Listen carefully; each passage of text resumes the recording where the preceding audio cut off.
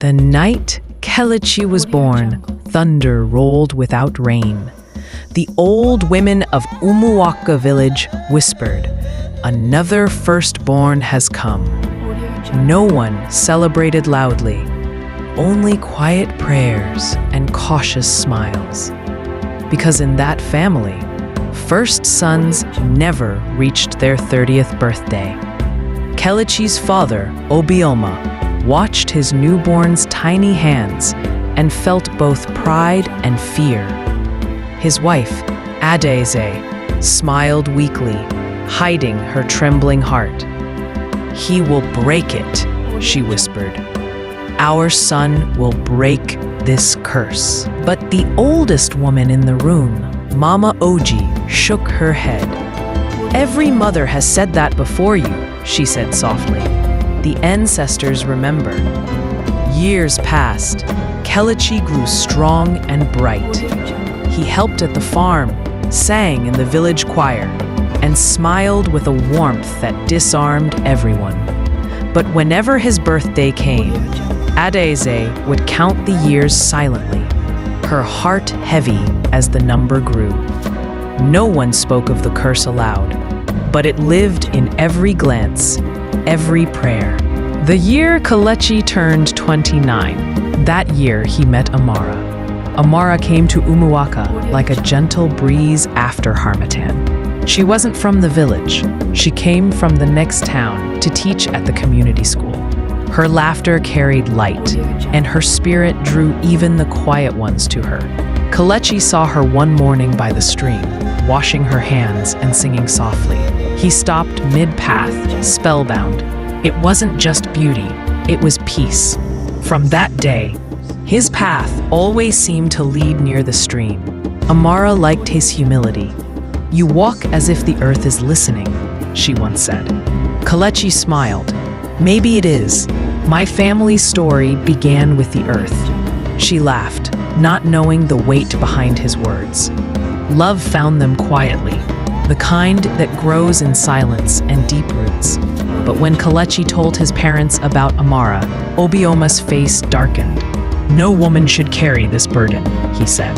Adaeze cried, "Son, please, don't let her in. Love brings pain when death is waiting." But Echi shook his head. If love can't fight death, then nothing can. That night, a strange wind blew through the compound. A pot fell and shattered, and from somewhere unseen, a whisper sighed. The 30th year is near. The moonlight that night was thin, like old cloth. Amara couldn't sleep. She heard footsteps outside, slow, steady, almost dragging. She peeked through the window and saw Kelechi's father sitting alone by the fire, whispering prayers to no one she could see. The next morning, she asked Kelechi, "What is this thing that keeps your parents afraid?" Kelechi hesitated. For years, he had buried that truth deep. But love has a way of loosening the tongue. He told her everything. The firstborns who never reached 30. The midnight screams that sometimes filled the compound. The strange mark that appeared on each firstborn's shoulder. "Pray. We will fast. We will fight this thing together." Kelechi shook his head. "It's older than prayer, Amara. My father said it began with my great-grandfather, a promise he broke to a spirit woman." Amara stood tall. "Then maybe love will keep a promise that your blood once broke." For the first time in years, Kelechi smiled without fear. But in the shadows, something stirred, as if the spirit woman had heard. Days turned into months. Kelechi and Amara married in a small ceremony. The drummers played, the villagers danced, and even the elders smiled. For a moment, it seemed the curse had forgotten its path. But 2 moons later, the signs began. The family's compound goat gave birth to a 2-headed kid. The night air carried the sound of crying when no one was awake, and a mark, faint but clear, appeared on Kelechi's left shoulder. When Amara saw it, her knees weakened. "Kelechi," she whispered. "The mark." He nodded, calm but pale. "It always begins this way." They called the village seer Dibia Okonkwo, an old man with eyes like smoke. He came at dawn, carrying his cowries and staff. After chanting and casting his bones, he sighed deeply. The promise was broken under the Iroko tree, he said. Your ancestor loved a woman who was not human.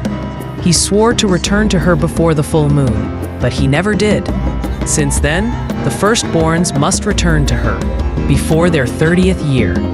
Amara trembled. Then what can we do? The old man looked at her kindly. Love can break anything, but it must be love that gives, not love that begs.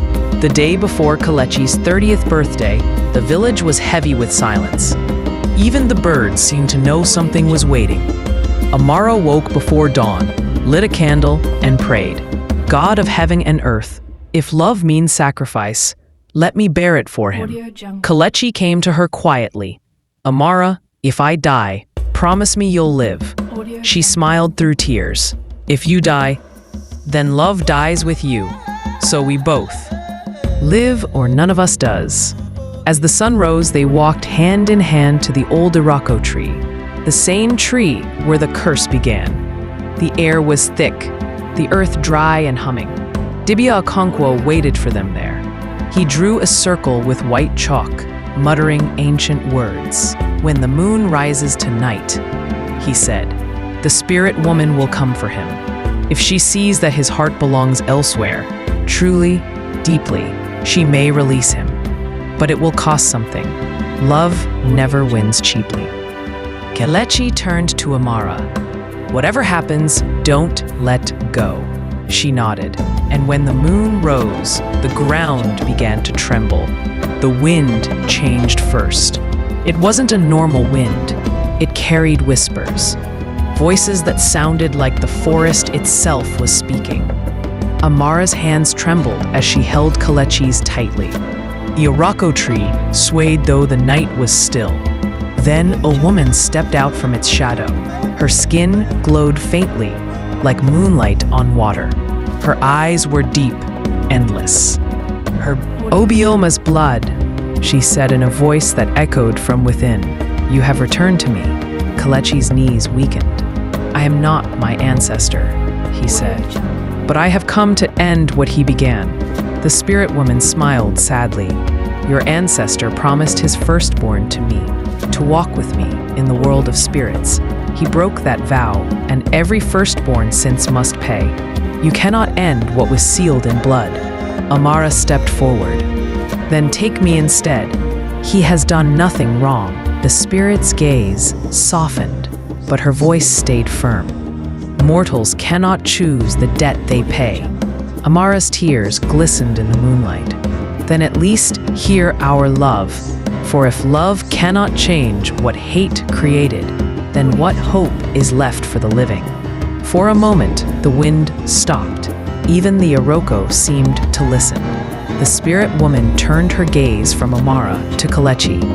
You would let her stand between you and death? She asked. Kelechi nodded. She has stood beside me in life, in fear, and in faith. If death comes for me, let it find me holding her hand. The spirit looked away. Her voice softened. Once I too loved a mortal. That love birthed this curse. I gave him my power, my heart, and he left me waiting under this tree until my tears turned into roots. Kelechi's eyes filled with pity. Then we are both victims of broken promises. The spirit paused, almost startled by his words. You feel my pain? Yes, he whispered, because love is not meant to destroy. A faint smile touched her lips, the first in centuries. If what you say is true, then love must be tested. At dawn, one of you will return to the world of the living. The other must stay with me beneath this tree. Choose before the cock crows. Amara gasped. No, but the spirit vanished, leaving the sound of rustling leaves and the taste of salt in the air. They sat by the tree until midnight, hands entwined, hearts breaking. Amara wept quietly. How can we choose, Kelechi? How can love survive? if one must die. Kelechi brushed a tear from her cheek. Love is not about who stays, it's about who gives. She shook her head violently. No, I won't let you go. Amara, he said softly, I was born into a curse, but you came into my life freely. Don't let my blood bind your joy. Amara stood up, her face set with fierce determination. If this curse began with a broken promise, then I will make a new one born from love, not fear. She turned to the tree and knelt. Spirit woman, if you can hear me, I vow this. No love shall go unanswered again. Take my voice, take my years, just let him live. The ground trembled. A faint glow rose around her. Kelechi tried to pull her away, but her feet were rooted to the earth. Amara, he shouted. Her eyes met his, calm, serene. Love gives, remember? Then darkness fell. When Kelechi opened his eyes, the night was gone. He was lying on the ground beneath the Iroko tree, the air still and cold, the mark on his shoulder gone. Amara, he called out. No answer. Only the whisper of the wind through the leaves. He searched the clearing, his voice breaking. Amara! Then he saw it, a white cloth, the one she had tied around her head that night, now folded neatly at the base of the tree. On it was a single tear-shaped stone that shimmered like crystal. The spirit's voice drifted from the air. She kept her vow. Love gives, and so it lives. Kelechi fell to his knees, clutching the cloth to his chest. He wept until his voice was gone. When he finally rose, the first rays of dawn were touching the sky. The Iroko tree was still, but its bark glowed faintly, as if something alive breathed beneath it. The villagers found Kelechi walking home at sunrise, weak but alive. His parents ran to him, crying with relief. Adeze held his face and whispered, My son, you lived. How? Kelechi looked toward the distant forest, because love remembered what our ancestors forgot. From that day, the curse was broken. The firstborns of the family lived and grew old, yet Kelechi never spoke of what happened under the Iroko tree. Every evening, he would walk to that spot and sit in silence, as if listening. Sometimes, when the wind blew, the leaves would move in rhythm, and a soft hum, like Amara's voice, would fill the air. He never married again, but he smiled often, as though his heart carried peace. And the old people of Umuaka would tell their children, when love is true, it does not beg the spirits. It teaches them to remember what it means to feel. Years passed, and peace finally settled over Umuaka village. Every year on the night of his birth, he returned to the Iroko tree with a calabash of water and a handful of fresh flowers. He would pour the water on the roots and whisper, Thank you. One evening, a curious boy from the village followed him. Uncle Kelechi, the boy asked, Why do you always bring gifts to this old tree? Kelechi smiled, because once someone I loved gave everything so others could live. This tree remembers. The boy looked puzzled. Does the tree talk? Kelechi chuckled softly. Not with words, my child, but sometimes, when the wind blows, you can hear its heart. That night, as he walked home, the wind rose and carried a faint voice that said, I am still with you. Kelechi stopped, tears in his eyes, and whispered, I know. When Kelechi turned 60, the village honored him. The elders called him Ezendu, King of Life. They said his story was proof that no curse can outlive true love. During the feast, an old traveler arrived, asking for shelter. Kelechi welcomed him warmly, as was the custom. That night, as they shared roasted yam by the fire, the traveler said, I have heard of a man who defeated death under the Iroko tree. Some say he spoke with a spirit woman. Is that you? Kelechi looked into the fire and said, I did not defeat death. Love did. The traveler smiled faintly. Tea. Then you should know, the spirit you met has not been seen again. The tree where she dwelt now blooms even in dry season. The people call it the Tree of Tears. Kelechi's heart swelled. Then her soul found peace. That year, a young couple came to Kelechi for advice. The woman was heavy with child. Ezendu, she said, our child will be the firstborn. People say our line is still cursed. Kelechi took her hands and smiled gently. There is no curse where love stands watch. He prayed with them under the same Iroko tree where everything began. The wind blew softly, wrapping around them like a blessing. When the baby was born, Kelechi was the first to hold him. The child's tiny hand grabbed his finger, and for a brief moment, he saw Amara's smile in the child's face. He whispered, Welcome to freedom, little one. That night, Kelechi dreamt of Amara.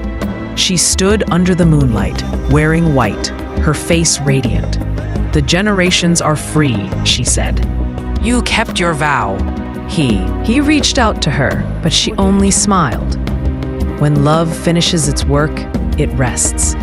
Then she faded like mist in the morning sun. One evening, as the sun melted into gold, he sat beneath the Iroko tree for the last time. The villagers noticed the glow around him, soft, peaceful. He spoke softly to the tree. I am ready now. The wind rose and circled him gently. Some said they heard two voices, his and a woman's, laughing softly together. When the villagers reached him, he was gone, but he looked as though he were sleeping, a faint smile on his lips, and beside him lay a white cloth and a single crystal stone, just like the one Amara left years ago. They buried him beneath the tree, and on that night, the moon shone brighter than it ever had. Years turned into generations, and the story of Kelechi and Amara became legend.